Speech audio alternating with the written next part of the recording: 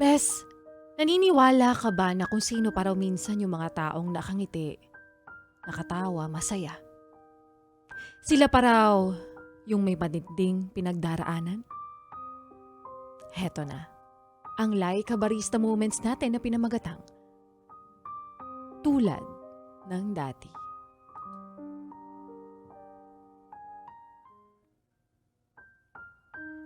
Lahat tayo pinapangarap na makasama ang taong mahal. Yung tipong ipaghahanda mo siya araw-araw ng almusal at pag-alis. Pababaunan pa ng masarap na halik at dasal. Totoong masarap pagsilbihan ang taong sayo ay nagdudulot ng kasiyahan, pero paano kung ikaw na lang ang mukhang masaya at siya parang hindi na?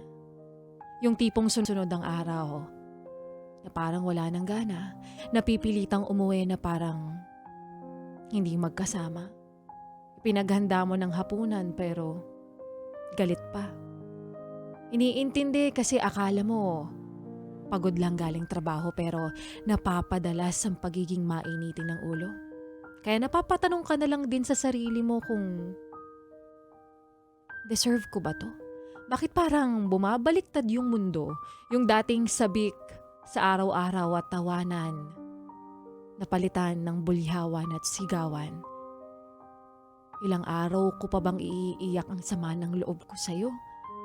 Gusto kong mag-usap tayo pero nauuwi sa tama na, pagod ako. Hindi na pag-uusapan. Nakakalimutan na lang at kinabukasan, parang wala lang. Kinabukasan, okay naman sa umaga pero pag uwi mo, wala ka na naman sa wisyo. Pero di ba nga, dapat sa akin mo na ikukwento kung kumusta yung araw mo, kung anong naging problema mo, tapos makikinig ako. Pero para akong punching bag na sa akin mo ibubuhos lahat ng galit mo. Hindi ko na alam kung ano pa ba yung role ko sa buhay mo. Ano pa ba ako sa'yo? O sa madaling salita, kailangan mo pa ba ako? Pero ang sigurado ko, hindi na tayo. Hindi na tayo tulad ng dati.